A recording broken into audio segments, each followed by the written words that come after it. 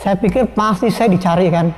Namanya kita jatuh tersesat, pasti Herman teman saya cari saya pikir. Selang hampir agak sore itu ada yang menemukan saya 2 orang. Ini bumi Kalimantan, jauh dari mana-mana, pedalaman, hujan. Apa yang harus saya lakukan gitu? Salah pilih, saya mati. Salah pilih, saya nggak bisa pulang.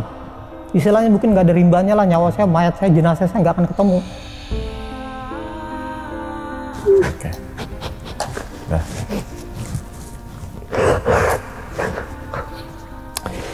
Hidup mati saya di situ ditemuin sama si Herman itu.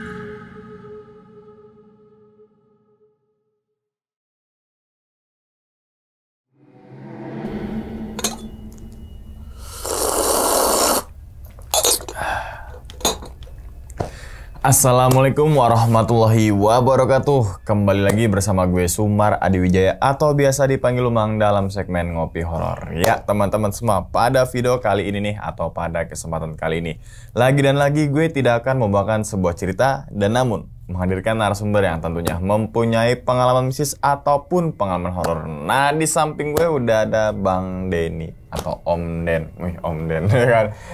Gimana nih Om? Kabarnya nih Om? Baik, baik, alhamdulillah. Tuh kan, salam untuk teman-teman dan juga keluarga di rumah nih Om. Nah, jadi teman-teman semua, isi daripada video ini adalah lanjutan dari video yang kita bisa katakan part pertama, yaitu saat Om Denny ini bekerja di salah satu tambang daerah Kalimantan gitu Om ya. Kalimantan Selatan lebih tepatnya. Dan saat itu kalau nggak salah kita spill sedikit yang di part pertama itu pokoknya sampai di ketika saat itu Om Denny ketemu sama salah satu sosok perempuan nih. Nah kan baru sampai situ tuh Om ya. Iya. Karena mau dilanjutin udah keburu mau imsak sahur gitu. Jadi Om stop dulu Om, nanti kita akan sambung gitu kan. Dan bener emang alhamdulillah pada kesempatan ini Om Denny meluangkan waktunya untuk melanjutkan lagi pengalaman Om Den yang bener-bener nggak bisa dilupakan sampai sekarang. Nah Om, kalau yang sekarang ini Om, atau bisa dikatakan ini video part 2. Nah intinya tuh Om ngalamin kejadian apa Om? Intinya aja Om. Intinya ada 3 lupa. Pertama, lupa anak istri. Kedua, lupa Tuhan. Kita lupa sholat. Sampai lupa puasa. Lupa diri kita sendiri yang ketiga. Wah, lupa istri, lupa ibadah, dan lupa diri kita sendiri. Iya.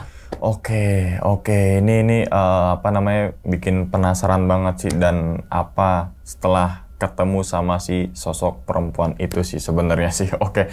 Om mungkin tahan dulu kali Om cerita Om, nanti kita akan lanjut nih. Oke, dan tanpa berlama-lama lagi kita langsung masuk aja ke dalam ceritanya. Ngopi horor segera dimulai. Minum dulu Om. Ini kopi Arabica Gayo. Kok saya gemetaran gini ya? Gemetaran Om. Masya Allah. Oke, sikat.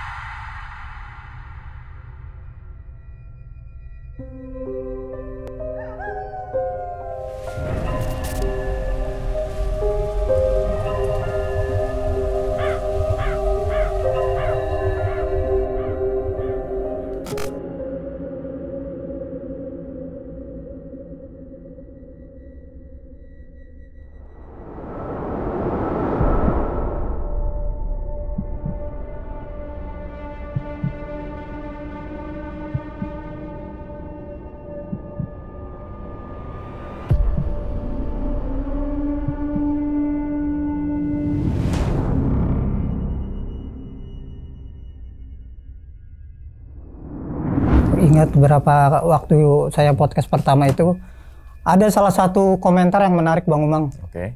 Komentar itu saya lupa namanya tuh. Udah sempat saya balas juga aja sih di kolom komentar itu saya balas. Dia rupanya tahu tempat kejadian itu. Seperti dia menyebutkan yang dekat lembah Gunung Tahura Sultan Adam. Dia menyebut ada lembah tirai hujan, itu betul. Oke. Kemudian dia sebut lagi Gunung Pamaton, tapi kalau menurut saya itu bukan gunung sih, bukit cuma agak tinggi namanya Gunung Pamaton. Oke. Ada beberapa yang dia tahu tempatnya itu, memang dia betul itu. Jadi saya sempat komen, jangan terlalu detail lah, takutnya nanti timbul sirik atau ada orang mencoba gitu kan. Mudah-mudahan sih nggak sampai ke situ ya. Amin. Jadi waktu saya diajak meneduh waktu itu saat hujan sama seorang bapak-bapak yang kemudian saya ditemukan dengan anaknya yang bernama Luji waktu itu, yang saya tahu dia sebutkan itu. Kemudian waktu itu saya kan sempat melarikan diri lah, niatnya saya mau kabur dari situ karena kita nggak bisa tutup-tutupi ya. Oke. Jadi pas di rumah itu sebelum saya jatuh, ketika bapaknya pergi hendak mencari makan, alasannya dengan tanda petik saya bingung mencari makan apa ya. Saya tentu dengan seorang gadis yang sangat cantik luar biasa, dengan tubuhnya yang wangi, putih, memakai bajunya hijau, dengan perhiasan, pokoknya sangat menarik itu. Dia terlalu, kalau bahasa saya itu lenje, terlalu dekat gitu, berani dia dekat tuh berani. Jadi apa emosi kita, nafsu kita tuh kuat di situ ya. Jadi jujur aja saya sempat berpegangan tangan, dia sempat pegang saya gitu, saya sempat diraba-raba juga kan. Sempat kita berciuman di situ. Cuma dia bedanya kulit dia itu ya, kulitnya dingin. Dia dingin sekali kulitnya. Cuma pas kita berciuman itu, biasa kalau berciuman itu kan kita namanya timbul hawa nafsu tinggi itu, lidah itu bertemu ya. Itu hawanya panas gitu ya. Terus ada lidahnya itu bercabang gitu ya, saya tahunya. Cuma kondisi saya saat itu saya ingin selamat, saya ingin lari dari situ kan. Nah ketika saya keluar kan ada kesempatan buka pintu, saya lari keluar dengan niat. Cuma waktu itu nggak ketemu jalan, jadi saya mau menuju tempat waktu saya berpisah dengan Herman ke tempat yang ingin saya perbaiki jalur kabel yang putus, nggak ketemu di situ. Di situ kan saya sempat dihadapkan seorang makhluk berbulu yang saya lawan akhirnya dengan ucapan asma Allah aja pada saat itu. Nah itulah yang dianggap itu mantra. Bagi Luji itu suatu mantra. Mantra menghanguskan makhluk berbulu itu. Jadi saya sempat, mas tolong saya jangan lari katanya. Waktu saya udah menjatuhkan si makhluk itulah.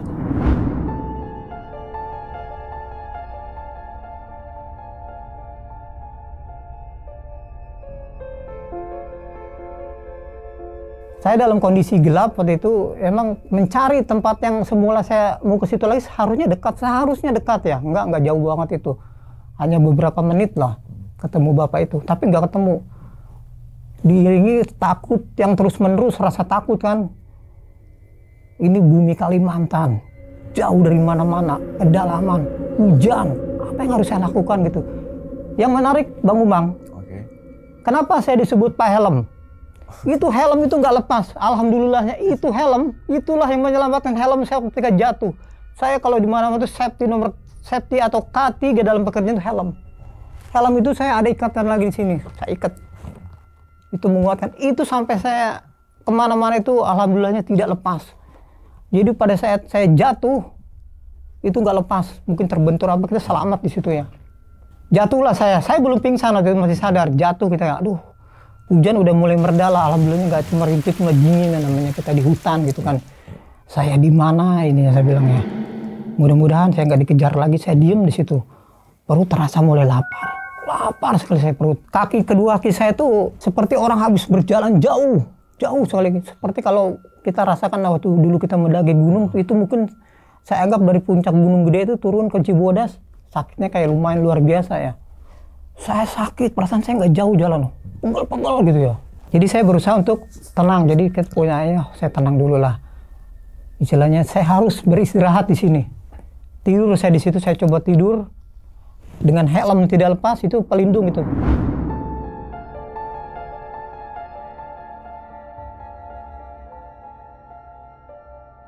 Sampai pagi ketika udah menjelang subuh, saya belum bisa bergerak. Saya coba teriak-teriak di situ tuh. Dengan perut yang lapar teriak berapa kali, tolong, saya bilang kan berapa kali itu. Teriak belum ada belum ada ini yang datang tuh kan. Dengan putus asa saya coba tahan lagi daripada saya banyak bergerak ya, nggak bisa bergerak. Kaku, kaki itu seperti kram ya. Saya coba bergerak tuh sedikit, walaupun hanya untuk merubah posisi gitu kan. Ada rumput, terus saya masukin aja lah. Kita survival di situ lah. Ada rumput, ada daun apalah, masuk aja lah. Nah setelah lama saya tertidur lagi sih, cobalah saya bertahan supaya nggak makan fisik banyak. Saya pikir pasti saya dicari kan. Namanya kita jatuh tersesat, pasti Herman teman saya cari saya pikir. Selang hampir agak sore itu ada yang menemukan saya 2 orang. Itu namanya Pak Renggo, Pak Jen. Itu setelah saya tahu nama itu setelah ada sampai saya di tetua adat. Jadi saya ditemukan, ditanya, saya bilang saya waktu itu masih belum bisa banyak ini ya ngomong. Tolong Pak, tolong. Bawa pakai sarung, mungkin kalau sarung kurung gitu ya. Jadi saya dipanggul pakai kayu gitu, digotong, dibawa ke tetua adat di situ. Di situ saya belum bisa ngomong, saya masih pikiran tuh masih belum ini, saya di mana saya nggak tahu lah gitu ya.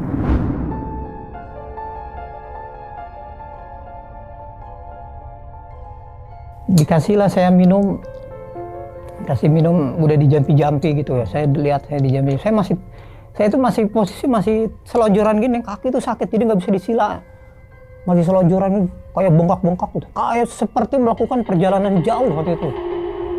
Akhirnya saya bukan hanya dikasih minum, dibalurin minyak. Di sana terkenalnya minyak Kalimantan itu bagus, yang berwarna merah, panas itu minyaknya. Jadi diolah sedikit pun seperti kita kayak anak api gitu. Ada minyaknya, saya lupa namanya itu. Tua adat itu saya nggak berani menyebutkan namanya lah. Dia membaca jampi-jampi atau mantra lah. Saya nggak tahu waktu itu. Saya minum, waktu pas selesai minum, itu keluar Bang Umang seperti potongan tikus dari perut saya. Tikus, setengah gitu kepala tikus. Kemudian ada lalat hijau. Beberapa ada 3, 4, 5 keluar. Tapi bukan darah, sama air-air yang saya minum mungkin ya. Oh alhamdulillah kata Pak itu tuh. Ngomong, wah alhamdulillah Mas sudah keluar Mas isi perutnya. Sampai dari mana sih katanya? Sampai ada tikus keluar. Makan apa sih katanya gitu kan? Nggak tahu saya bilang. Saya makan singkong, makan ubi saya bilang. Di mana Mas? Sama penduduk Pak, sama bapak-bapak Pak di di bukit. Saya sebutkan aja ada Pamaton saya bilang. Dekat tirai hujan saya bilang di situ. Nggak ada Pak, nggak ada kampung di situ Pak. Ada Pak saya bilang. Nggak ada Pak, nggak ada kampung saya bilang, kata dia di situ. Yaudah Pak, saya selamatkan saya dulu Pak. Nanti saya nggak mau ngomong itu dulu, saya lemas badan saya Pak, kaki saya sakit. Udah tenang, nanti Masnya dari mana sebutin. Saya dari Jawa Pak, tempatnya dari Jakarta. Tugas saya di tambang Awang Bangkal saya bilang. Bos saya namanya Pak Haji Antoni, saya gitu kan. Bentar, di mana Awang Bangkal? Iya, Awang Bangkal Timur saya bilang. Saya sebutin nama-namanya. Nah dia kan ada kawan tuh Pak Renggo tuh, akhirnya ada yang tahu. Ulun tahu tempatnya katanya gitu. Jauh itu katanya. Nggak mungkin masih di jalan kaki, nggak mungkin katanya. Nggak percaya saya. Akhirnya dia ngomong lah, dalam upaya istilah, tolonglah temuilah itunya tempat saya kerja gitu kan. Akhirnya dia naik motor, mungkin lama itu. Jadi saya di situ aja sore, malam-malam itu datang, kurang lebih udah hampir 5 jam, 4 jam, 5 jam baru datang tuh beberapa motor ya. Ada teman saya Herman, supervisor Bapak Lisin sama security. Oh saya dipeluk, walah sama. Kenapa Om? Saya dulu. Tisu Om, silakan Om. Maaf ya, terus. Iya. Teringat dengan kejadian tersebut Om ya. Oke. Dah. Bayangin aja kan. Selanya mungkin hidup mati saya di situ ditemuin sama si Herman itu ya.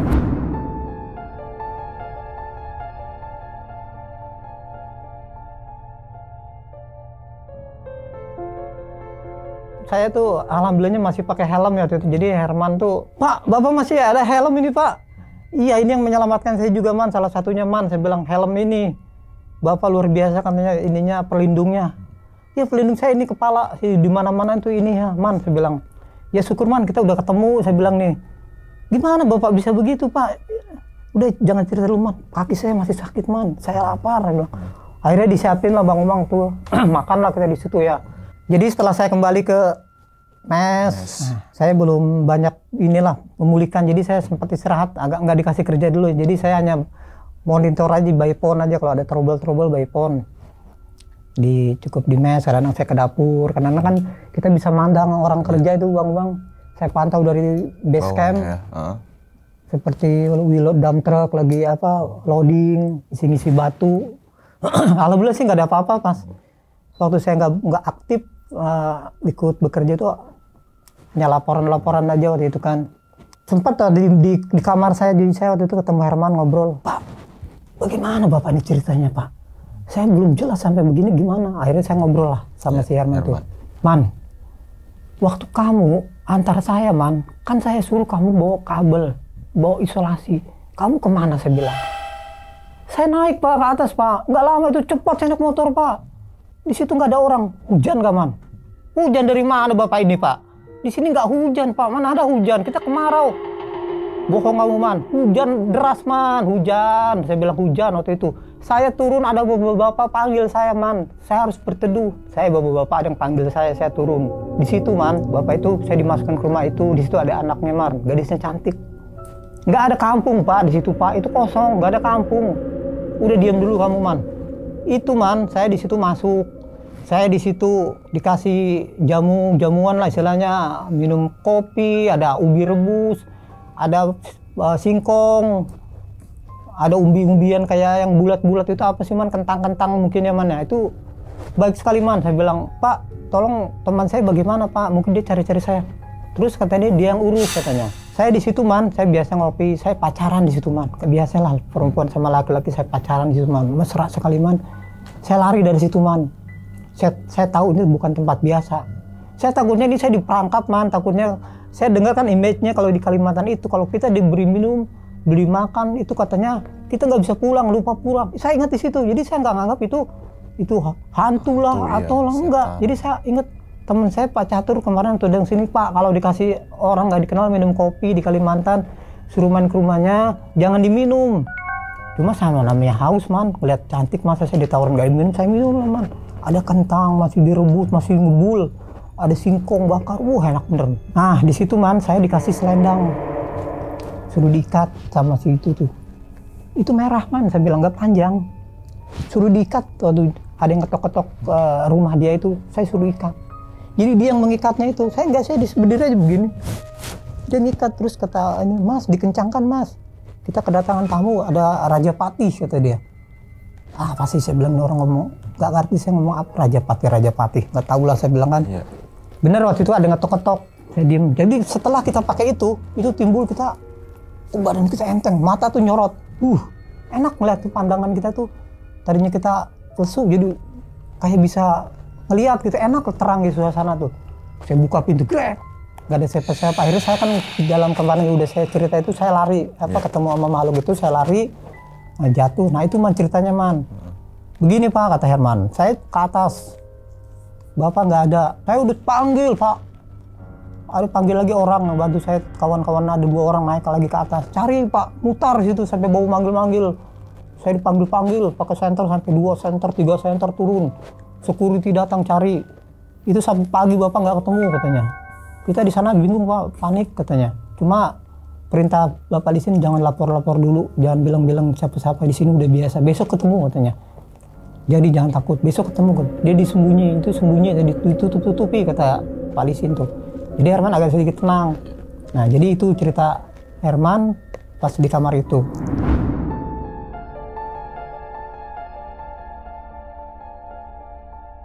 Akhirnya waktu itu saya kembali pulang. Agak enak kaki itu, saya izin ke Pak pemilik itu, Pak, saya pulang, langsung saya dibeliin tiket, pesawatnya luar biasa, Garuda saya dibeli itu. Kamu harus kembali lagi ke sini Pak, jangan lama-lama, segera sampai di sana, kira-kira sudah mengkondisikan keluarga, telepon saya langsung beli tiket, kata. Kan kalau di sana Pak itu ngomongnya agak tegas gitu kan. Nyampe saya alhamdulillah nyampe Jakarta ya. Saya belum cerita ke istri. Saya nggak mau kalau saya dari dulu kalau ada sesuatu di tempat kerja itu nggak pernah. Jadi biar kita happy di sana pulang baru sehari sampai istri tiba-tiba sakit banget, pendarahan. Nah, rumah sakit yang saya masuk itu yang di Karawaci itu saya namanya lupa. Pas pertigaan pos Karawaci situ tuh. Saya punya BPJS istri saya tuh. BPJS nggak laku. Sampai saya hampir ribut di situ, cuma istri saya kasihan dan dengan perut begini. Pak, saya ini anggota BPJS, Pak. Istri saya BPJS. Kenapa saya harus bayar? Bayar, Pak, ininya buat pendaftaran. Aduh, pusing ya. Berapa? Waktu itu saya bayar aja 75.000 atau berapa tuh. Apa di BPJS? Kok saya bilang bayar aku. Saya nggak pusing lah, nggak biarin lah. Masuk istri saya ke IGD. Pak, harus dioperasi, Pak, kata dokter. Operasi lah udah, apa yang terbaiknya. Saya bilang, cuma jangan kemana-mana, di sini aja, Pak. Tunggu di lorong. Saya nunggu hari di lantai 2 tuh ada tuh. Nunggu di situ, sepi malam itu ya. Di lorong panjang. Saya pikir, yang penting udah tertangani lah sama dokter. Saya nunggu di situ, duduk di lorong itu, lorong panjang itu. Walaupun tidur nggak tidur, saya istirahat dulu ya. Terus akhirnya nyari tempat yang agak enak lah, agak nyender-nyender. Biar nggak silau, saya agak gelap nih. Itu datang Bang Luji datang. Mas, kapan ke situ lagi Mas? Ke tempat saya lagi? Kaget saya di situ kan. Wah, ini makhluk, saya bilang nih. Istri saya sakit, saya bilang saya mungkin belum tahu bisa ke sana. Istri saya tiba-tiba sakit. Saya bingung gimana biaya pengobatannya, ini mahal. Saya ngomong aja apa adanya di situ lah. Saya buru-buru mikirin pekerjaan, saya di sini aja. Saya nggak berani ngeliat mukanya, kok bisa. Cuma dalam hati saya nih, orang kok bisa ada di sini ya? Siapa ya ini orang ini ya? Apa ini mimpi? Saya pikir. Saya bilang dalam hati ya, ini mimpi, saya pikir lah. Besoknya, Pak Antoni ngebel saya. Nama lengkap saya kan Asep Denny kan. Pak Asep, bisa kapan ke sini? Aduh, Pak Haji, istri saya tiba-tiba masuk rumah sakit. Kenapa? Tahu pendarahan. Harus ini. Kartu BPJS saya tidak laku, Pak, di sini, Pak. Berapa harus saya bayar katanya? Kamu cari 3 orang, mekanikal, tukang welder, mekanikal, bubut, 3 orang. Saya perlu cepat katanya. Siap-siap, Pak, saya bilang. Berapa saya transfer sekarang? 10 juta, Pak. Transfer hari itu, Bang. Saya plong. Saya nggak nanya-nanya BPJS. Istri saya keluar hari itu, plong saya. Berapa? 4,5 juta. Langsung saya bayar langsung. Tiket langsung, Pak Haji, besok langsung beli tiket untuk 4 orang. Saya kirim foto-fotonya, KTP, 4 orang. 3 orang tuh dengan saya 4 kan. Si Gopur, si Jangkung, siapa lagi, satu lagi, Suprianto.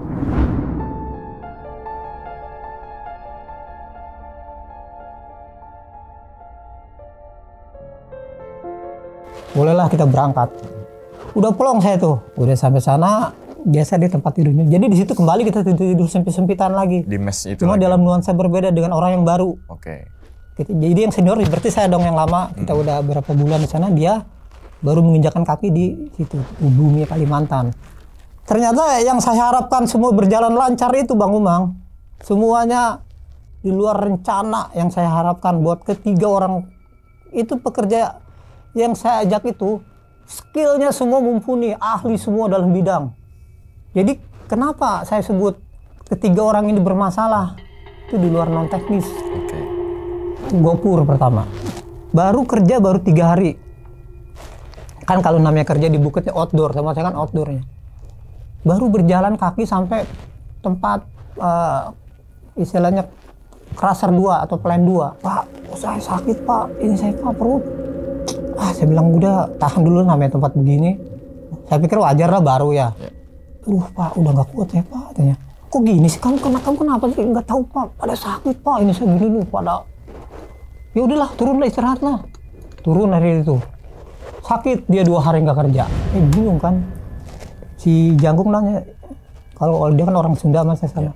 Pak, itu kunaon Pak, ngeunah bae, budak sare, istilahnya anak baru tidur, lain capek.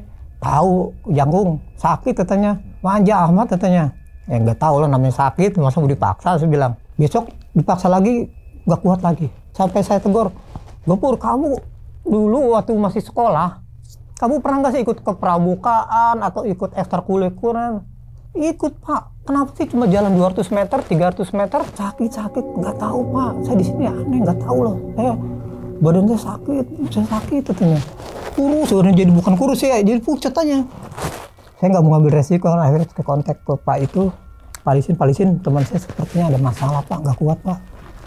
Dibilin tiket lah besok Pak, takut kejadian apa-apa. Udah bilang bos lah, beli tiket. Tempat Pak itu ngebel saya, Pak, kenapa temanmu itu katanya? Nggak kuat Pak Haji, payah katanya. Malu-maluin kamu bawa orang. Wah, saya malu jadi kerja. Ya gimana lagi Pak, anaknya nggak kuat, nggak mungkin saya maksa. Pulang besok. Iya, saya suruh pulang dia. Akhirnya dibeliin tiket. Diantar sama sopir. Selesai satu. Saya pikir udah kan, udahlah tinggal 2 aja cukup lah. Meeting lah. Supri, Jangkung kita gimana nih supaya produksi yang diharapkan ini kita harus berhasil, jangan sampai kita malu-maluin lah.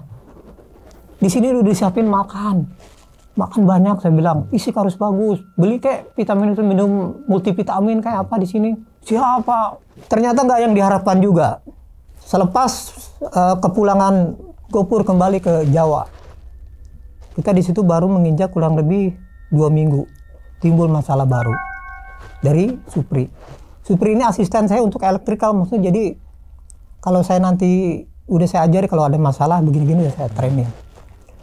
Malam itu mau lembur itu mau overtime, tiba-tiba listrik mati semua. Bukan listriknya ke jalur instalasi di jalan-jalan itu yang menuju Tambang, berat mati tiba-tiba. Saya suruh si Supri cek, Pri, kok tiba-tiba mati, mungkin turun kali ngetrip, periksa sama dia. Akhirnya normal lagi tuh jalan. Terus kenapa si Supri ini udah mulai ada keanehan itu, dia ngerjain kan gelap, jadi hanya disenterin dari temennya aja yang nyenterin, dia ngerjain itu kan ganti lampu semua. Dihidupin lagi, konslet lagi, jubret konslet lagi tuh. Kontak lagi lotate, Pak, minta bantuannya Pak. Ini sudah saya pasang lampu, tapi konslet lagi. Pri, saya bilang kamu tuh, saya bawa ke sini bukan untuk nanganin lampu begitu, Pri. Itu mah remeh-temeh bagi saya, Pri. Bisa lah, cobalah. Ya mohon sarannya Pak, saya kok juga kayak hilang ini gimana ya, nggak bisa konsen. Putus lagi Pak, ambil lagi di gudang. Akhirnya saya terpaksa turun kan. Saya cek, gak apa-apa Pri, saya bilang. Tegangan oke, ini oke. Tadi nggak gitu Pak, mati katanya. Oke, pasang lagi tuh. Jadi hari itu beberapa lampu mati. Tapi saya harus tetap produksi jalan.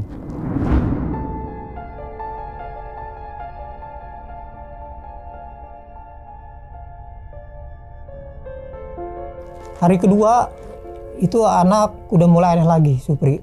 Conveyor itu kan suka macet, ada dinamo motornya itu yang conveyor bawah itu. Nah di pucuknya itu dia diem aja di atas tuh, lagi perbang, nggak turun. Dipanggil sama teman-temannya orang situ kan, Pak, teman Bapak, kenapa Pak nggak turun itu katanya. Ya suruh turun lah, saya bilang ngelamun aja Pak di atas. Jadi bukan di atas pun nih, kalau cuma di atas batu gitu, pasir ini enggak, Mang, lucunya. Di atas mesin tuh diem aja kayak bertengger macam kayak burung aja. Aneh lah kalau orang lihatnya. Wah, Pak, iya mah ketempelan Pak juga nak. Udah aku beresin lah, saya nggak ngerti, kamu urus lah. Akhirnya dia yang bantu naik ke atas, ditepuk kayak baca-bacain tuh. Kaget dia kan, ya turun. Nah di situ kita di mes itu akhirnya ngobrol lagi. Pri, kamu tuh kenapa? Nggak tahu, saya bilang saya tiba-tiba nggak bisa gerak, diem aja kayak otak saya kayak nggak jalan kerja. Listrik salah, sebenarnya saya tahu. Diperiksa bagus, terus saya tiba-tiba ada di atas, saya juga nggak tahu katanya. Nah si Jangkung kan bisa dikasih air minum gitu ya, agak mendingan tuh, agak besoknya udah mulai lancar. Terus begitu lagi sampai kenapa saya pulangkan, sampai dia nggak mau kerja malam-malam. Saya tuh bawa kalian ke sini tuh ngebantu saya supaya saya tuh nggak terlalu capek, saya bisa monitor di mes aja, di mes. Kamu yang operasional di atas, kamu kan saya gaji seperti itu, saya ajukan itu. Tiba-tiba tuh udah lagi berjalan, tambang, operasi, turun dia. Pak, saya mau udah nggak kuat Pak, saya mau pulang katanya. Kenapa emang, ada apa? Nggak kuat, saya Pak, ngelihat Pak. Apa yang dilihat apa? Saya bilang, ngelihat banyak orang di sini Pak katanya. Ada anak-anak lari, ada ini katanya. Halusinasi mulut, Pri, saya bilang. Saya nggak ada, saya selama di sini nggak pernah ketemu anak-anak kecil atau apa, nggak ada, saya bilang. Nggak ada di sini tuh hantu, kuntilanak, belum pernah, belum ada di sini. Nah akhirnya si Jangkung ngomong, di plan 3, kata si Jangkung, itu ada 2. Dia bisa tahu, bener ada 2 itu Pak, laki perempuan, saya tahu kata si Jangkung. Cuma dia ngelihat aja nggak ngapa-ngapain katanya. Sama saya geges bentrok lah katanya, maksudnya dia agak sompral si Jangkung ini. Iya ge, jelema dua tuh makhluknya geus bentrok ku aing mah teusian orang Banten kok jelema juri Kalimantan. Kung jangan begitulah ngomongnya lah, walaupun kamu ngerti nggak boleh lah kamu ngelawan bentrok gitu, jangan. Ya biarin aja mereka, saya bilang nggak apa-apa, dia nggak ganggu kok. Aing mah teusian katanya kan. Kalau di plat 2 Pak, ini katanya ada nenek, ada perempuan tua. Di bawah plan 1 itu ada bapak-bapak katanya, pakai baju hitam kan. Saya bilang ya orangnya biasa aja. Iya, mun maneh nama bager, ya diem aja. Udah gini Kung, jangan terlalu dirisaukan lah keadaan mereka itu apa dia ada. Udah kamu diem aja. Ini kan kita bawa kan kemarin ada kasus si Gapur udah pulang, si Supri ngelihat lagi.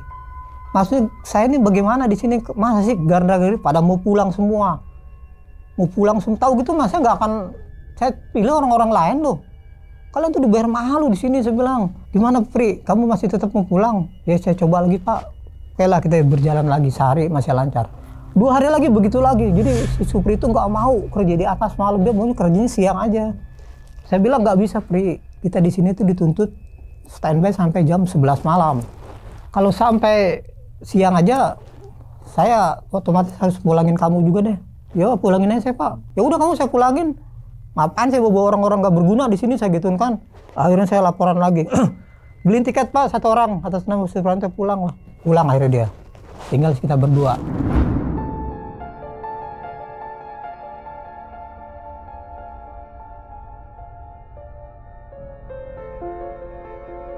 Sampai suatu ketika kejadian itu di malam juga. Biasa kita overtime malam.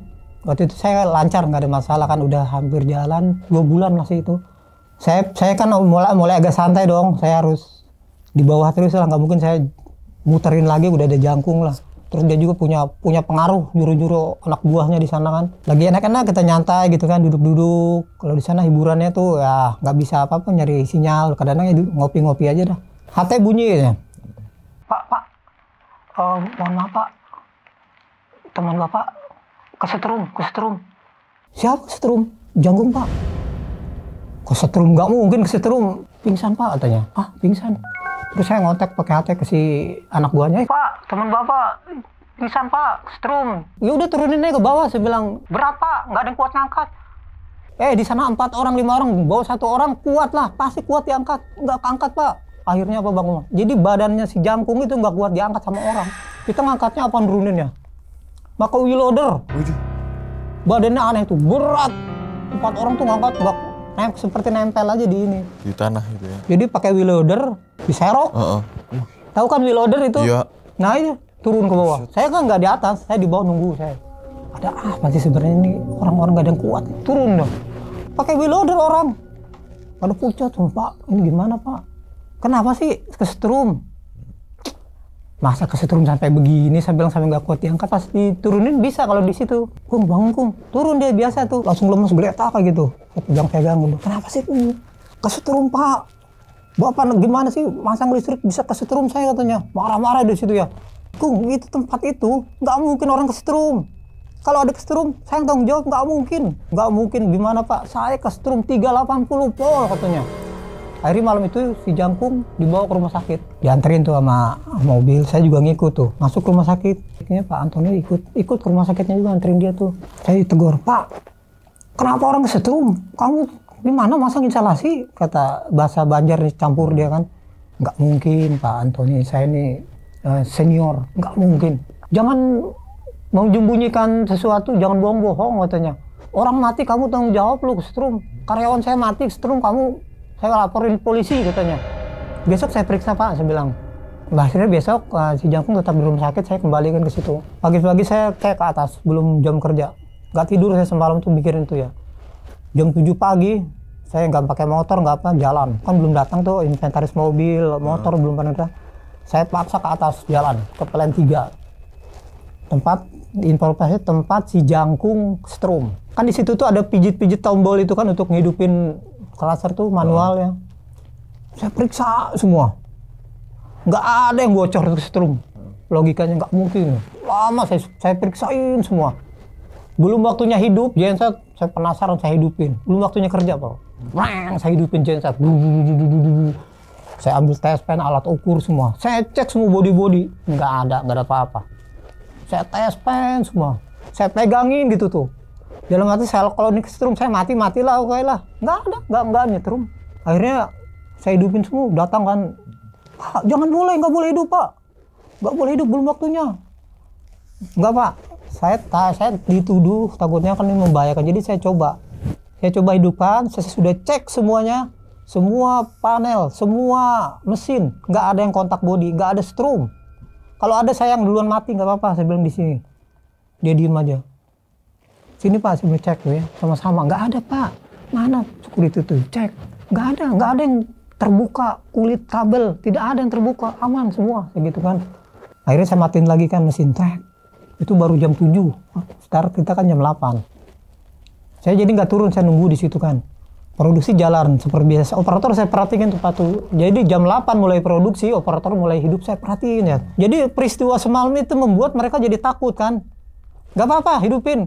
Setelah kembali pulang dari rumah sakit itu, mulailah di situ agak mulai uring-uringan lah disebutnya anak ini. Seperti melakukan pemberontakan apa bahasanya tuh ya. Iya. Melawan atasan. Agak sedikit sombong gini. Jadi saya sempat ditegur sama anaknya langsung, sama anak pemilik tambang itu. Pak, itu saya nggak suka Pak sama orang itu Pak, sama teman Bapak itu. Kalau saya bilang nggak suka, nyawa harus ikut. Kalau nyawa itu kasarnya, lu harus ikut kata gua katanya kalau itu. Aing mah tesin Pak, rek balik-baliknya.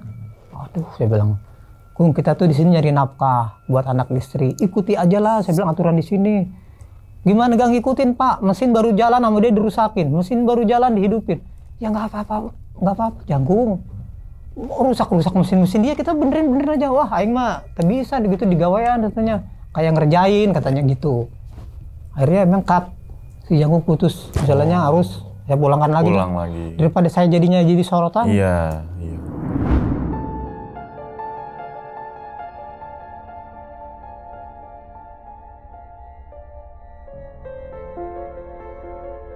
Akhirnya saya kembali sendiri Bang Umang. Dejavu seperti beberapa bulan yang lalu terjadi lagi. Istilahnya saya tidur di kamar itu kembali sendiri lagi.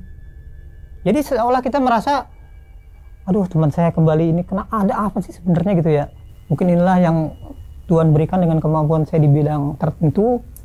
Saya bisa mengatasi, mudah-mudahan tidak terjadi apa-apa. Dan memang sih alhamdulillah selama 3 bulan, masuk bulan ketiga, keempat, kita gaji lancar. Teman dekat saya itu Herman, rambutnya gondrong, jadi style Herman itu gondrong. Warnanya, dia seperti saya dulu seneng warnanya, suka diwarna-warnain gitu rambutnya. Saya juga dulu waktu itu rambut warna-warnain. Warna apa itu? Kadang-kadang merah. Ya sama teman saya juga punya hobi yang sama di warna-warni.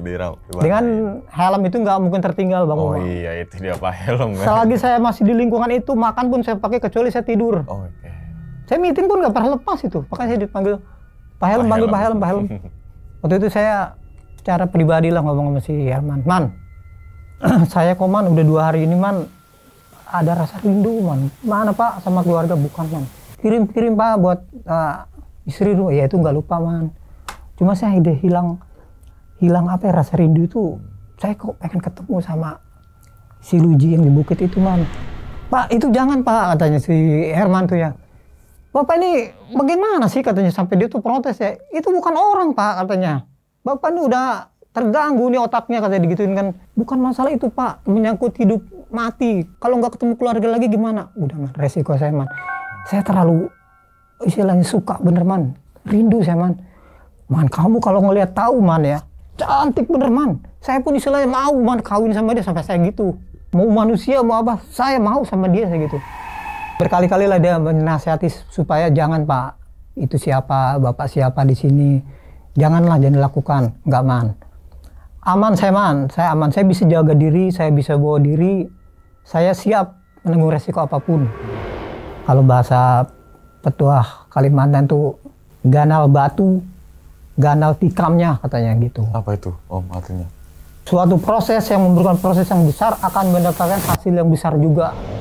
Itu kata-kata itu saya dapat justru dari bapaknya Lujing itu saya dapat kata-kata sampai sekarang saya nggak lupa itu kata-kata itu, nggak tahu loh, teringat saya walaupun saya bukan orang Banjar, walaupun mungkin kesal juga ya si Herman namanya, sebenarnya bukan kasih, jadi care sama saya, peduli lah, mungkin dia pikir ini kan bumi Kalimantan, bapak orang Jawa, jadi janganlah begitu, cuma saya nekat, mati hidup saya tentukan man, biarlah saya lillahi ta'ala, saya mau ketemu, saya belum tahu endingnya saya seperti apa ketemu dia man, orang bapak nanti masuk kampung gaib lah apa, saya nggak peduli man, mau kampung gaib itu nyata man. Pokoknya bantu saya man, intinya begitu aja.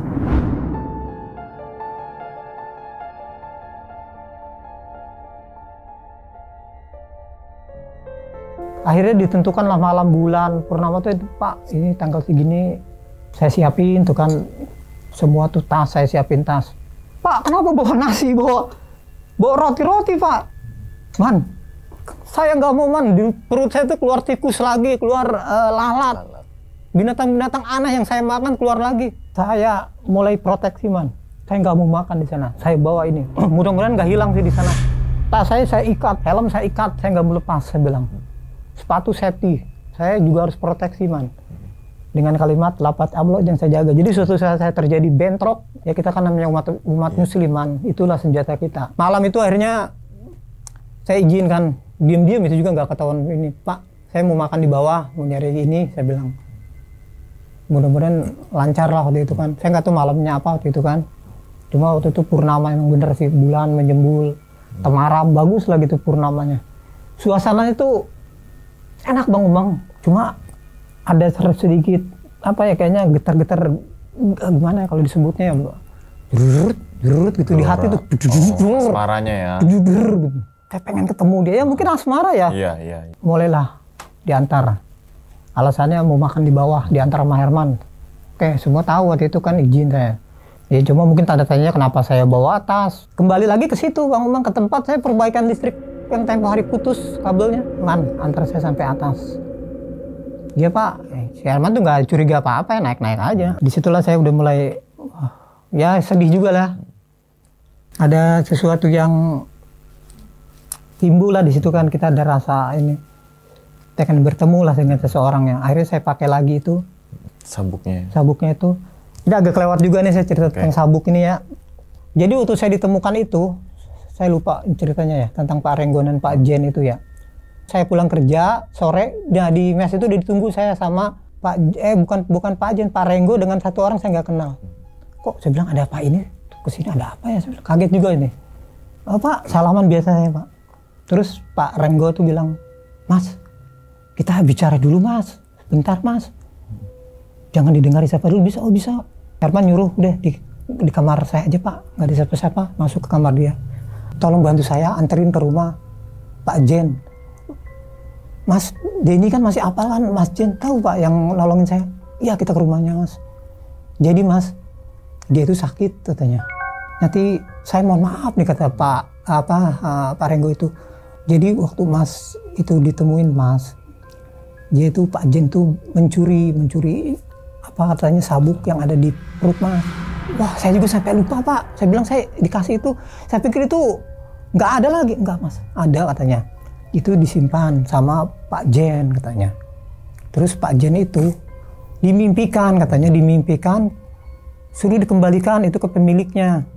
Pak Jen nggak mau itu barang, dia ngerti, dia bisa tahu itu bagus, itu barang itu bukan inilah, mungkin ada auranya mungkin beda ya, tahu dia. Akhirnya Pak Jen itu katanya sakit Mas, sudah kulitnya mengelupas, katanya kayak sisik-sisiknya tuh pada kayak kulit manusia tapi kayak orang gagarok tuhnya pada meluruk gitu tuh. Iya. Saya udah lupa Pak Renggo tentang sabuk itu, saya udah lupain itu, nggak tahu saya. Ya nanti kita kesana aja sekarang. Akhirnya malam itu juga saya pamit lagi ke Pak Lin, Pak ini ada penting masalah, ya itu mungkin ada yang dulu lah belum selesai, apalah nggak tahu lah, nggak apa-apa. Saya diboncengin Herman, Pak Renggo sama temennya sana. Lumayan jauh, saya kan baru kali itu juga kebalik lagi ke situ ya malam, sepanjang jalan itu man, panisan kaki saya sakit man ya. Mungkin secara nyatanya, saya tuh mungkin jalan kaki dari sini sampai ke rumah sana ya man. Coba 4 jam motor dengan 4 jam jalan kaki man. Saya baru sadar, ya Allah, saya jalan jauh banget ya.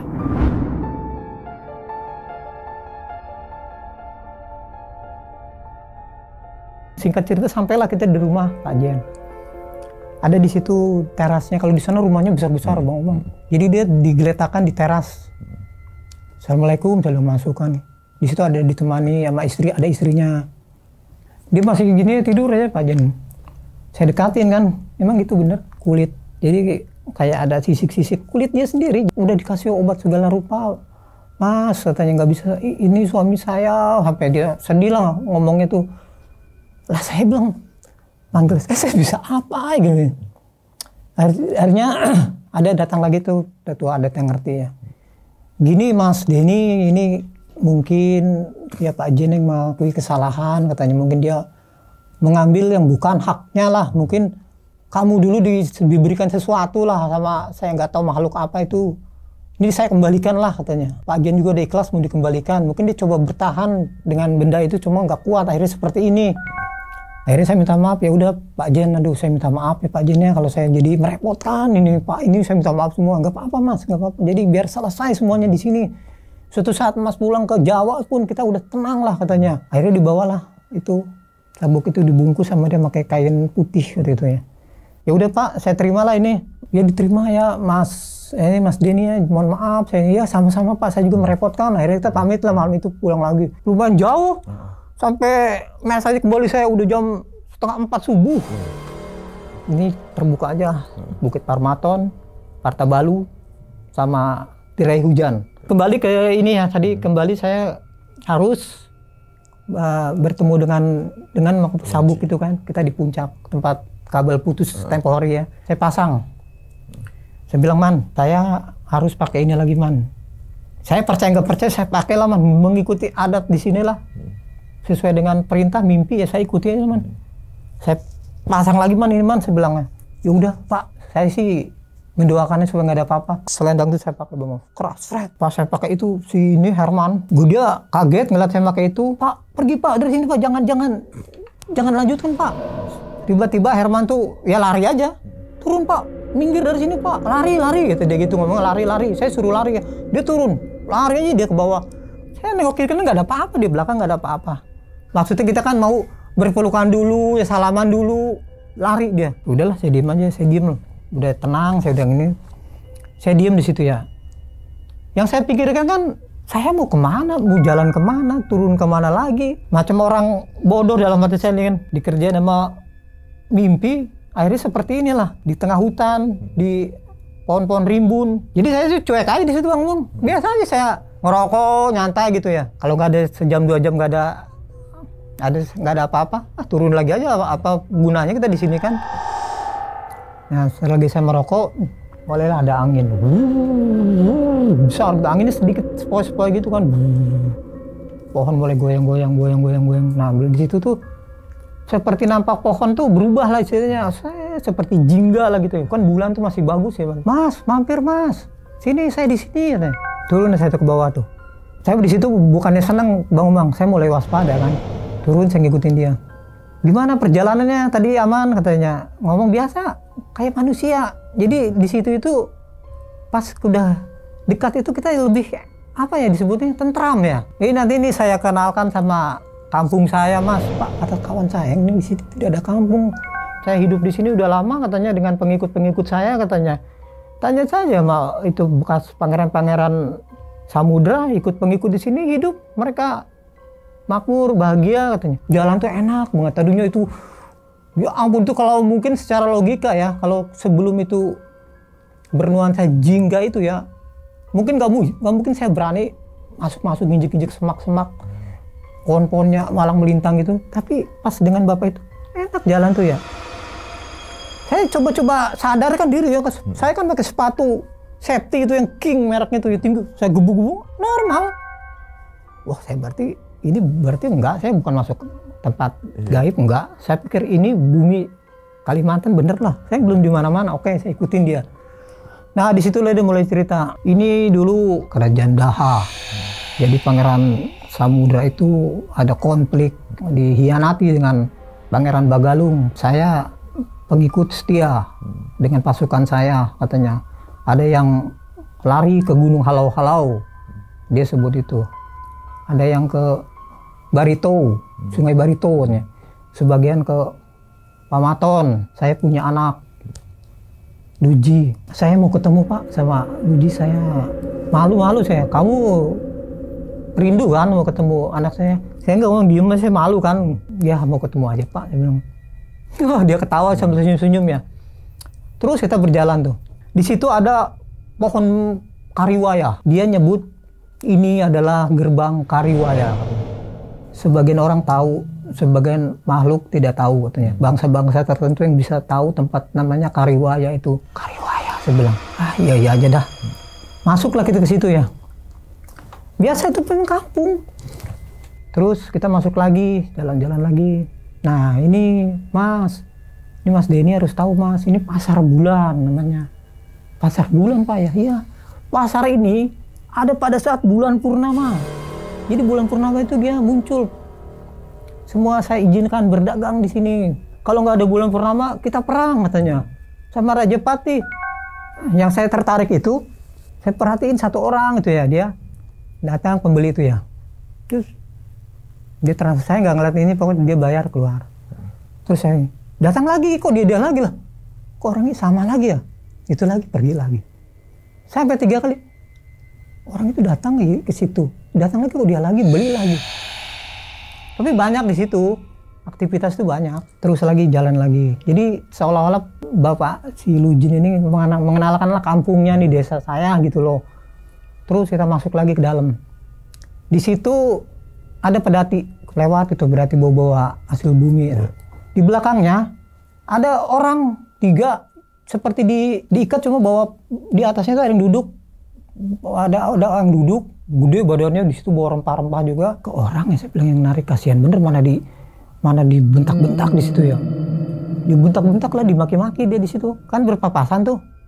Saya sempat berhenti kan. Bapak, tolong saya Pak, tolong saya Pak. Saya mau pulang Pak, tolong bilangin saya mau pulang Pak. Saya nanya ke ini, Bapak Luji, itu kok sama ya Mas saya bilang gitu ya. Mereka nggak bisa pulang lagi Mas, nggak akan bisa pulang. Bangsa kalian tuh kalau udah di sini gak akan bisa pulang. Jadi saya takut kan, dia ngomong gitu, berarti saya juga gak bisa pulang dong, dalam hati kan. Di situ saya mulai takut. Semua bangsa kalian tuh yang seperti itu, sampai kapanpun gak akan bisa pulang katanya. Saya diem, gak bisa ngomong lagi Bang. Di situ saya kaku, wah saya gak akan pulang dah. Ikut saya aja terus, Mas, ikut saya. Kamu kan mau ketemu sama Luji ya. Ikuti petunjuk saya, jangan berbuat yang aneh-aneh, jangan coba melawan pimpinan Pangeran Samudra, pengikutnya.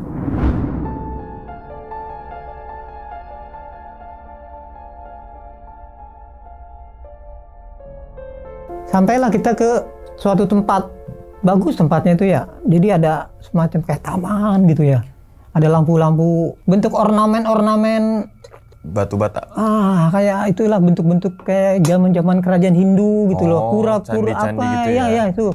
Di situ ada yang penjaganya ada, saya bilang. Jadi semua tuh ngelihat Bapak itu tuh senjatanya tuh diangkat semua kayak ya menghormati. Saya masuk dia. Saya takut, aduh saya bilang ya. Saya di mana mati deh saya bilang di sini bakal. Jadi saya pikir saya jadi tumbal dalam arti mungkin saya ditumbalkan sama seseorang. Saya berpikir ke situ, aduh saya ditumbalin kayaknya gitu. Masuklah ke situ, ada pendopo namanya seperti gazebo lah. Istirahat dulu Mas, saya duduk, datanglah tuh. Ya bukan dayang-dayang sih, kata-katanya lah. Masih minuman, ada buah anggur, semua makanan banyak bener. Wih itu mah kalau kita ini selera nih. Cuma saya ingat di situ, ini saya kalau makan ini lagi ntar mau mabok lagi nih, keluarnya tikus lagi nih sama lalat. Saya kan udah persiapan. Oke lah, ayo saya lapar memang bener. Buka aja seret. Saya sempat ngunyah roti lah, makan roti saya makanin tuh. Kira-kira aman lah, saya udah kenyang, masukin lagi. Barulah itu muncul itu kekasih gelap. Ya sebut kekasih gelapnya Suli Jinggan nih, dengan parasnya ya ampun. Misalnya cantiknya luar biasa banget. Jadi ada kerinduan yang nggak bisa diungkapkan lah. Dia ngeliat saya ngeliat dia tuh, kayaknya pengen banget peluk. Cuma itu kan dia didampingin juga kan. Dia kemarin sih pakai biasa aja, rambutnya ini pakai semacam topi gitu ya, ada tutupnya gitu ya. Disebut mahkota sih bukan, cuma ada ya ikat gitu ya. Bajunya tuh ada sisik-sisik ular gitu ya. Nah itu rata-rata semuanya yang ada di situ seperti itu tuh, sisik-sisik hijau warnanya, bagus mengkilat gitu loh. Ada suatu pendopo saya digiring di situ pada duduk berbanjar gitu tuh. Kita duduk bersila waktu itu panjang buat orang semua. Di situ ada ibunya, ibunya ngomong, saya sudah tahu kamu Luji, kamu punya mantra yang bagus katanya. Mantra bisa membakar makhluk Raja Pata yang dulu menyerang. Diulang lagi loh, jadi panjang cerita kerajaan Daha itu seperti ini. Jadi pangeran ini begini membelot. Jadi saya ini terpukul mundur lah, tersisihkan sampai tercerai-berai lah pasukan kita dan bangsa-bangsa kita ini ada di sini. Cerita lagi gitu. Jadi saya agak lama itu ngobrol itu sampai saya tuh kesel nih lama. Saya mau memberikan hadiah katanya kan. Jadi datang tuh orang ngasih ke ibu itu nampan. Di situ ditutupi sama daun pelepah daun ya. Jadi duduknya gini nih. Saya, Luji, temennya itu pendamping dia. Si Luji itu megangin saya terus tangan saya tuh gitu tuh. Kayak orang pacaran lah gitulah. Mau diapain kita nggak tahu lah, dipegang begitu kan. Taruh nampan itu di sini. Sekarang kamu ini hadiah katanya, hadiah dari saya katanya buat nanti dibawa pulang katanya. Terus saya ngomong gini, Ibu Luji, mohon maaf saya tuh kesini tidak ingin mengambil sesuatu, saya justru ingin mengembalikan sabuk merah ini yang saya pakai waktu dikasih sama Luji, mau saya berikan katanya, ini yang mau saya kembalikan. Saya tidak mengharapkan hadiah dari sini, saya bersahabat, saya bilang hanya berkenalan, saya ingin berkenalan saja bahwa saya ini orang Jawa datang ke sini, saya mau bertemu aja berkenalan sama warga di sini, jadi saya senang sekali saya dihargai di sini, cuma saya yang tidak ingin pemberian hadiah, tidak, saya bilang. Waktu itu saya buka kan, ini saya kembalikan, saya bilang ini Luji kan, saya kembalikan. Itu saya lihat Ibu Luji itu nangis itu. Mas Denny, coba perhatikan lagi pemberian saya kalau kurang memuaskan, coba diperhatikan lagi. Saya buka Bang Umang, itu batu permata. Kalau kita tuh perhiasan zaman dulu, mungkin saya tahu dari emas atau perak, saya nggak tahu loh. Bukankah bangsa kalian suka sama ini yang membuat ini suka?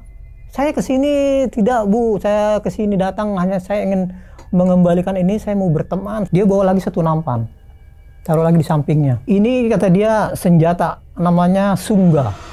Jadi langsung dibuka. Di situ ada sungga, ada banyak bunga-bunga gitu. Udah kalau kayak kita mah kalau kita ke kuburan ya, bunga-bunga 7 rupa. Kamu sekarang tinggal memutuskan mau hidup senang atau mau pulang. Kamu hidup senang dengan bawa oleh-oleh dari saya. Kamu hidup tidak akan kesusahan, kekurangan. Pacar saya ngebisikin sesuatu. Saya kan bingung milih mana ya sebenarnya. Yang penting intinya kan saya mau pulang. Saya ngeri milih salah pilih. Saya mati, salah pilih. Saya nggak bisa pulang. Istilahnya mungkin nggak ada rimbanya lah, nyawa saya, mayat saya, jenazah saya nggak akan ketemu. Di sini ada 2 pilihan. Satu, bunga-bunga cinta dan sungga. Satu lagi, kamu bisa bawa pulang permata dan emas, kamu bisa pakai ini. Bu Luji, saya pilih karena saya suka, saya cinta sama Luji, saya pilih bunga aja dah. Saya pilih bunga dan sungga, saya bilang. Tangan si Luji itu diambil sama ibunya itu. Pedangnya diambil itu, sungga diambil, gitu ya. Dalam hati saya, mati lah udah kita di sini. Saya pikir, waduh mati lah, saya mau dibunuh nih. Telapak tangan si Luji itu disilet sama dia pakai itu, darah netes, terus tangan saya diambil paksa, beset sama dia. Perihnya ampun, alhamdulillah, perih banget, sakit banget. Cuma saya nggak bisa bergerak gitu, perih, ditempelin sama dia, dua-duanya tuh. Darah netes tuh, masuk ke bunga-bunga tuh, aduh, perihnya minta ampun, saya sampai nggak bisa. Saya merem, nggak bisa ngomong apa-apa, sakit luar biasa, darah banyak netes.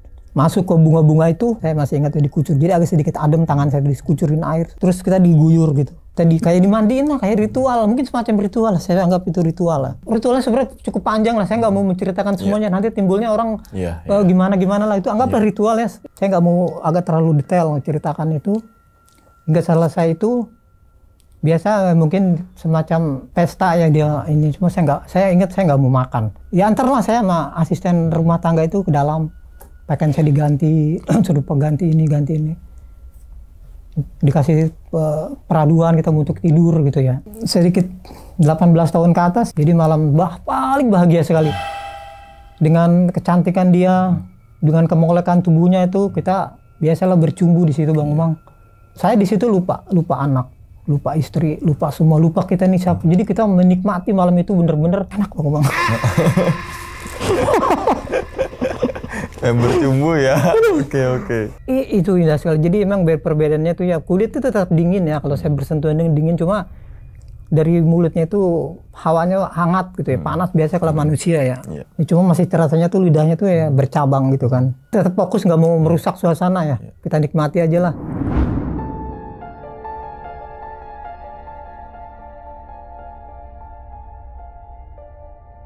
Tingkat cerita, tibalah pagi hari waktu itu.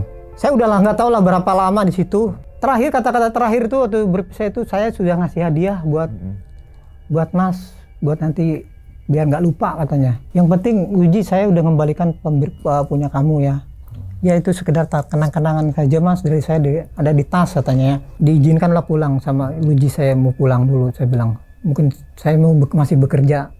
Saya anggap itu hanya sekitar mungkin 2 hari 3 hari lah kalau saya anggap. Mungkin anggap feeling saya sehari semalam, mungkin ya mungkin 2 hari lah. Saya membayangkannya seperti itu ya. Akhirnya emang benar saya pulang, tapi bukan di tempat yang dulu saya ditemukan sama Pak Renggo dan Pak Jen, bukan di situ. Saya ada lagi di tempat lain itu ya Bang Umang. Saya muncul itu di kota yang dekat Martapura waktu itu. Saya lupa nama tempatnya. Nggak jauh sih dari Martapura, udah di kota waktu itu kan. Saya kampung. Ya orang kan nggak curiga ya, kita pakai helm, sangka orang kerja lah itu ya. Pagi-pagi tuh muncul kita itu. Saya kan penasaran ya, saya buka kan pemberiannya itu dibungkus tuh isinya batu permata, bukan emas sih, batu masih bongkahan ya. Cuma ada sinar-sinar kayak kalau kita mungkin batu gosok ya. Saya kan nggak tahu di mana sananya. Bang, numpang tanya Bang, kalau saya mau ke Awang Bangkal mana? Ke kota Banjar. Oh, terus saja katanya. Tarus, kalau saya ngomongin Tarus lah, nanti ada itu ke Martapura dulu katanya. Oh, Martapura ya, oke deh, jalan lagi satu tuku bawah ke Martapura ya. Di situ ada yang jual ini, batu ali gitu, batu gosok. Bang, kalau Martapura masih jauh. Wah, itu Martapura Pak, nggak jauh lah, dekat-dekat situ. Bapak tahu ngerti batu-batu permata, berarti penjualan ini Pak ya? Saya bilang, tahu lah katanya. Saya udah tua orangnya. Tahu lah saya bilang batu-batu. Mau beli Kak, Mas? Iya Mas, saya bukan orang bahasa Indonesia aja, saya bukan orang Banjar, saya bilang, saya orang Jawa.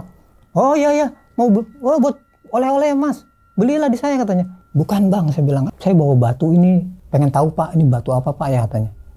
Ini oleh-oleh dari teman saya waktu saya bilang, di gunung, suruh dibawa ke sini. Orang itu Bang Umang, kaget ngeliatnya. Hah? Langsung dia, Mas, begini aja Mas, saya tutup dulu ya.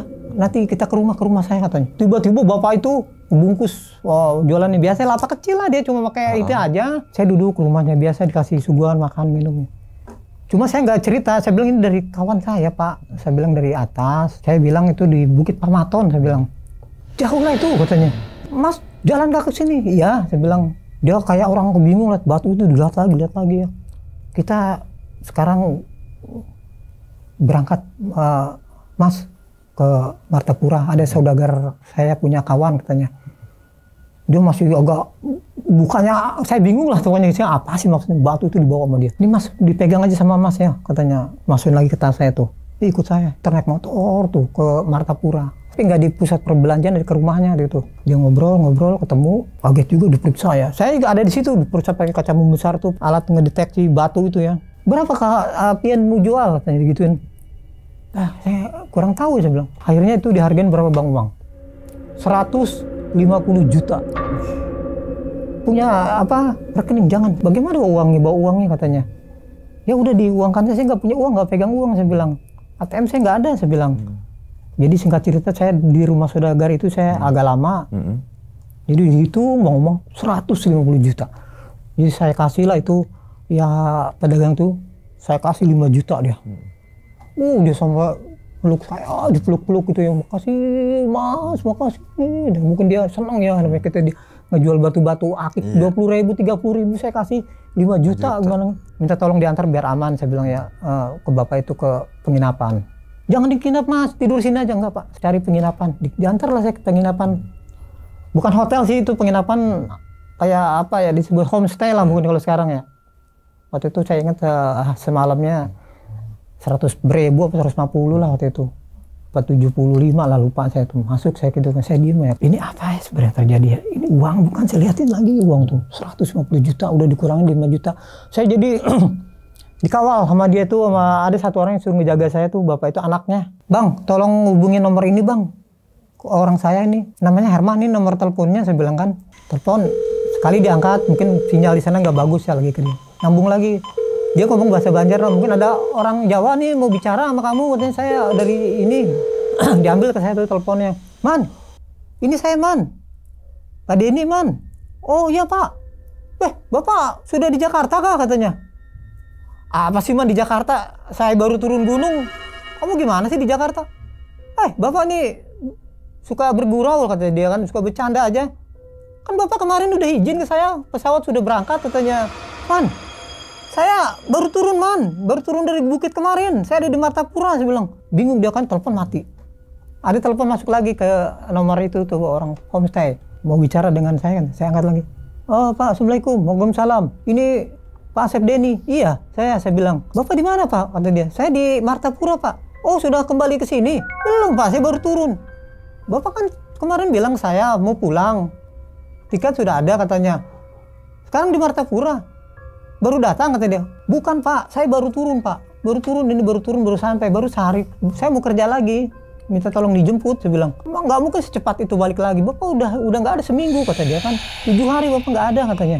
Akhirnya petugas home saya itu kirimlah alamat biar dia itu datang lah gitu ya.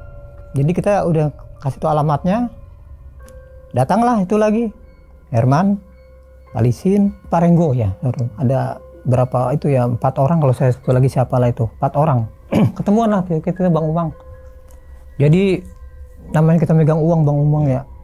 Jadi saya beli makanan tuh ya, mau datang tamu ya.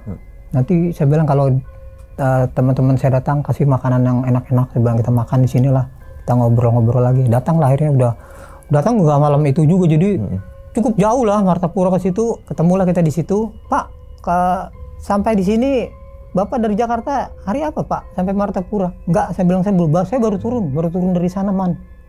Mana sih Bapak ini katanya, nggak jelas saya ini ceritanya. Akhirnya diceritain lah kronologinya begini sampai ketemulah itu. Tapi saya nggak ngomongin masalah batu itu, soalnya ini kan sensitif. Kalau masalah uang itu sensitif, jadi saya tuh harus hati-hati di situ ya. Saya bilang makan dulu lah, makan kita di situ ya. Udah makan selesai, kita cerita lagi. Bapak ini sudah 7 hari Pak, kata Pak Lisin cerita. Jadi Bapak tuh udah pamit sama saya, sudah nunjukkan tiket. Datang Bapak itu katanya besoknya datang katanya. Saya tuh datang. Coba Bapak cepat-cepat sekali itu datangnya. Datang, katanya berkemas, katanya pesawat tuh pagi-pagi sekali harus sudah jalan, harus sudah di bandara. Cepat sekali Bapak itu katanya, udah hilang aja, saya nggak tahu lah. Saya anggap sudah selesai kan, mungkin kembali lagi entah kapan kan gitu kan. Sedangkan saya baru turun gunung itu Bang Uang. Di situ saya jadi agak sedikit misteri apa lagi saya bilang ini nih. Jadi setelah itu dengan uang segitu saya kirim ke Jakarta, saya kirim besar. Jadi di situ saya bisa membeli, waktu itu saya beli kendaraan pick up buat usaha. Motor matic, anak saya kan 2. Uang kuliah saya bayar semua. Saya tahu tuh, oh asli berarti uang kan. Kembali saya kerja di situ, kerjaan lancar, cuma saya di situ lupa sholat. Orang bulan puasa, saya nggak puasa, lupa ibadah. Dengan diberikannya itu, jadi kita lupa bahwa siapa sebenarnya kita ini kan di situ kan. Saya sempat dinasihati sama Bapak Usup yang agak senior di situ, yang udah tua ya. Sadar dirilah katanya, nyawa tuh katanya, di sini siapa? Puasa, makan sembarangan, sholat nggak pernah katanya. Hati-hati katanya digituin sama Bapak Usup. Kemauan saya tuh semenjak saya lupa sholat, lupa ini, seolah-olah dibantu gitu ya. Saya minta ini, minta itu, pasti diberikan gitu sama Pak Antoni itu ya. Gaji saya waktu itu ditambah, bonus segala macam. Uang itu nggak bisa dihitung Bang, banyak sekali lah saya nerima tuh. Tapi bagusnya saya tidak melakukan perjanjian. Jangan sampai saya tuh melakukan perjanjian dengan makhluk gaib gitulah. Imbasnya apa Bang Umang? Karena kita rezeki yang terlalu kita lupa, terlena dengan kenikmatan yang seperti semu gitu ya. Ini jujur aja sebenarnya aib ya. Anak saya yang perempuan jadi bandel, jadi saya suka lupa sama istri. Karena waktu itu Pak Lisin tuh supervisor, Pak, maaf Pak, ada telepon dari istri Bapak. Istri saya bilang, diangkat sama saya tuh. Ya mama ada apa? Kamu ini gimana sih? Kayak bukan, wah saya dimaki-maki lah sama istri saya. Kayak bukan suami aja, udah lupa sama anak istri, gak pernah kasih kabar, gak pernah ini katanya. Wah saya dimaki-maki Bang Umang. Gak pernah, saya emang gak pernah. Selama saya kenal dengan Lujingan, gak pernah kita komunikasi harmonis, gak ada. Gak pernah saya, jadi lupa semuanya. Jadi saya hari-hari itu diisi dengan di kamar itu suka kayak orang gila ngomong sendiri gitu ya. Suka ngobrol. Jadi ke orang yang mendengar tuh agak curiga lah gitu kelakuan saya tuh ya. Kerjaan lancar Bang. Gak ada pernah ada masalah. Jadi saya putuskan waktu itu untuk kembali normal. Berat bagi saya kan, kita ini kan secara sadar setelah dinasihati beberapa orang kan, sholatlah kamu, udah tua katanya. Berpuasa lah katanya di bulan puasa. Jadi seru, akhirnya saya paksa, itu berat Pak Umang. Saya ngambil udu aja, panas bener ngambil udu ya. Baca udu itu kan kita pakai bismillah, panas sekali, saya paksa ya. Berhari-hari sedih. Yang jadi bumerang itu, ketika kita mulai beranjak sholat, mulai walaupun masih belang-belang ya, mulai baca zikir-zikir setelah sholat, itu masalah timbul. Masalah di pertama kita sering banyak kesalahan, banyak apalah komplain-komplainan lah.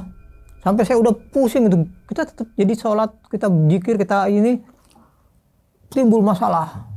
Itu aja biasanya saya kan suka bertemu ya, walaupun secara ini ya bertemu.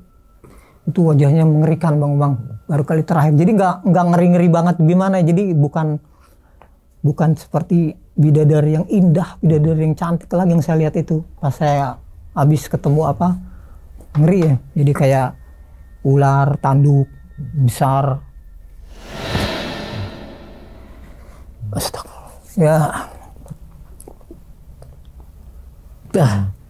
Jadi saya paksakan terus untuk tetap sholat kembali saya ke fitrahnya lah, kita ini manusia lah, bukan diatur sama makhluk gaib. Memang paksa saya. Waktu itu ada kalau di sana dikenal perkumpulan guru sekumpul, ada ustadz.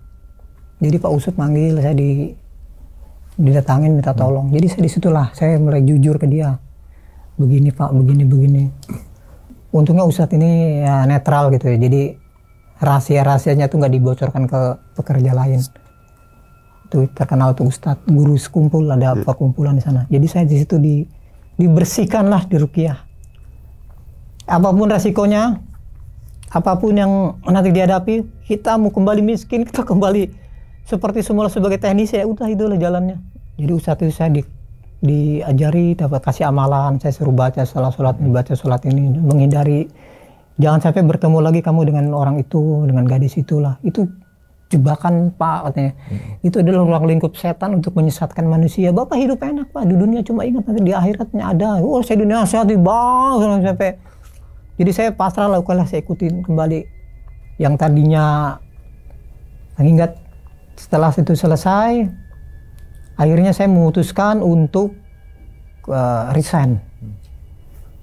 Karena gue udah nggak, ya sebenarnya masih dipakai, cuma karena kita memutuskan sendirilah, saya harus keluar dari tempat ini, saya harus pergi dari bumi Kalimantan ini secepatnya, saya bilang. Jadi pada waktu itu jadi saya bohongin aja, saya mau ngawinkan anak, saya bilang mau ada ketemu sama calon ini besan aja, ada pertemuan. Saya dulu bohongnya itu ke ini karena bermasalah terus. Jadi saya izinnya itu sebenarnya dikasih, saya izin pulang dengan niat saya tidak akan kembali lagi lah. Selamat saya sampai Jakarta, saya tidak akan kembali lagi dalam arti gitu. Itu baru seminggu Pak itu ngebel lagi, Pak kapan kembali lagi ke sini? Oh ya Pak, saya masih ada kerjaan penting Pak. Waktu itu kalau nggak salah di Bekasi itu ada ASEAN Games atau SEA Games, saya lupa ya, tahun 2018 atau berapa. Saya masih ada perintah Perintah dari ini Pak, penting Pak, dari negara saya bilang. Soalnya ini mengangkut SEA Games apa SEA yang di Bekasi ya itu. Wah saya nyari alasan itu aja lah. Oh ya baik Pak, nanti kalau udah infoin Pak ya. Setelah itu SEA Games selesai, ditelepon lagi Wong. Gua saya angkat. Cuma saya WhatsApp Pak, masih belum selesai Pak, masih prepare. Saya belum selesai, harus serah terima dulu. Saya bohongin lagi begitu. Sampai akhirnya mungkin capek lah menghubungi saya. Jadi saya akhirnya selesai tugas saya di situ. Dengan keputusan saya sendiri, dengan niat saya kembali lagi ke fitrah kita lah. Kita dikasih pemberian gitu kan sebenarnya jebakan lah bagi saya. Nah itulah salah satu kisah misteri yang pernah saya alami di Banjar, Kalimantan Selatan, Bang Umang. Oke, diminum dulu Om Denny. Wah. Oh sekarang nggak gemeter lagi, tadi gemetaran ya ceritanya. Ternyata lanjutannya benar-benar mengerikan ya. Dan penuh dengan misteri, ya Om. Iya. Misteri kan susah untuk dipecahkan gitu. Oke.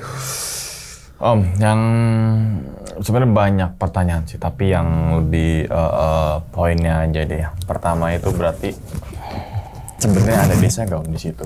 Di bukit itu sebenarnya ada pemukiman nggak? Pemukiman akhir atau rumah terakhir lah gitu? Tidak ada. Mungkin ya kalau sekarang ya mungkin itu rumah-rumah petani lah, mungkin orang-orang mencari pemburu, ya mungkin orang-orang petualang alam, gitu. Nggak ada kampung-kampung seperti itu, nggak ada batu, nggak ada kariwaya, gerbang kariwaya itu nggak ada pasar, nggak ada. Oke, berarti emang itu bener pure bukit Om ya? Atau hutan lah bukit dan hutan. Bukit dan hutan gitu kan. Nah, terus kan akhirnya tadi Om Denny menceritakan kalau kan sempat disayat pakai apa nama alatnya itu? Sunggah. Nah, darahnya si Luji dengan darah si Om Denny dipertemukan berarti kayak nikah sama si Luji. Ya, mungkin begitulah ritualnya. Iya kan? Cuma saya kan tidak bisa detail. Iya. Jangan. Iya. Saya juga takut. Jangan lah. Oke. Nah, berarti oleh-oleh. Kita bilang oleh-oleh lah ya. Batu. Kita bilang batu apa ya? Giok atau batu intan ya? Saya juga kurang ngerti batu kan pernah pertama tuh saya kan nggak ngerti batu, jadi saya serahkan nama ya itu ya rezeki sama-sama lah. Nah sempat dia nanya nggak, bukan nanya siapa ya, kayak wah ini nih batu asal dari ini loh gitu. Jadi mungkin saudagar itu ya nanya ke saya, bapaknya dari mana Pak begitu. Cuma saya kan bukan orang situ, jadi tempatnya itu pun saya nggak tahu apa kita ada di Bukit Parmaton. Oh iya, Bukit Parmaton atau kita ada di Tirai Hujan. Atau di Putar Bayu itu, nah di situ kan kita nggak tahu ada di mana. Jadi itu yang jadi dia pun tidak tahu asal muasal batu itu. Tapi emang itu batu mulia yang sangat baik kalau kata saudagar itu. Dan itu 150 juta dan bener uang asli Om. Asli, kan orang dia bayar. Orang itu kan manusia. Iya, beli pickup dan saya beli mobil, beli motor. Biaya kuliah anak gitu kan ya. Semua. Oke. Nah, setelah Om Denny keluar dari kita bilang desa tersebut deh gitu kan. Sabuknya kemana itu Om? Kan sudah saya kembalikan. Kan waktu itu waktu ada ritual itu kan saya kembalikan. Niat saya kan kembalikan. Dengan pilihan waktu itu kan bunga dan sungai saya pilih. Kalau saya pilih permata mungkin itu hilang. Disebutnya kita kan itulah tipuan, sebenarnya nggak mungkin kita kembali lagi. Kalau kita pilih itu. Nah tadi sempat Om Denny nunjukin foto tuh, mungkin nanti ditampilin. Om Denny ditemukannya di bukit yang ya di belakang bukit itu kan ada satu bukit yang besar. Iya besar, terus kan belakang kecil tuh. Saya ada di itu mungkin udah mau masuk ke kota, ke Martapura itu. Wah jauh. Jadi kan selatan, kalau ini arahnya selatan itu utara. Jadi saya ada di situ, dibuang ya, dibuang, dilepaskan di situlah setelah ritual itu. Setelah minta izin baik-baik, saya baik-baik keluar dari situ tuh. Tidak ada apa-apalah dengan helm yang masih itu ya. Nah, ini juga poin penting juga nih. Itu kan kawasan tambang atau kawasan ini pasti ada K3 Om ya. Safety first seharusnya itu ya. Ada, cuma masukin proyek biasanya kan harus pakai alat. Kalau di situ nggak bebas. Itu yang bahaya sebenarnya. Dan ternyata kan kita balik lagi ke bukit yang entah keberapa deh di foto nanti ditampilin. Ternyata Om Denny tiba-tiba keluar dari situ. Gitu kan, dan ternyata nggak cuma sampai situ, teman-teman semua impact-nya adalah ke kehidupan sehari-hari. Iya betul, jadi ada sedikit banyak masalah. Banyak masalah. Nah Berarti ini hikmah atau kesimpulan bisa ambil adalah ya tadi jangan lupa istri, jangan lupa sholat gitu Mei. Iya. Terus juga apa namanya sampai tadi Om Denny menjelaskan kalau gue sampai lupa diri dan Iya, sebagainya betul. gitu kan. Oke Om, satu ini lagi Om. Berarti Om Denny kan sempat bercumbu lah kita bilang Betul, lah ya. iya. Bercumbu yang pertemuan pertama tapi lebih intensnya ketika pertemuan kedua nih. Setelah ritual. Setelah ritual itu. Kan Om Denny sempat bilang kalau lidahnya itu bercabang. Bercabang. Terus kemudian ketika udah di Ruqyah, si Luji itu datang lagi tapi tampilannya beda. Beda. Agak mengerikan sekali, cuma agak serem lah, ngerinya ngeri saya lihatnya juga. Bukan, jadi bukan seperti manusia lagi, seperti manusia tapi ya udah saya nggak mau ngomong itu udah jangan itu. Terus Om, kenapa saat itu tadi Om Denny sempat netesin air mata? Apa yang membuat Om Denny ini saat menceritakan cerita ini sampai meneteskan air mata Om?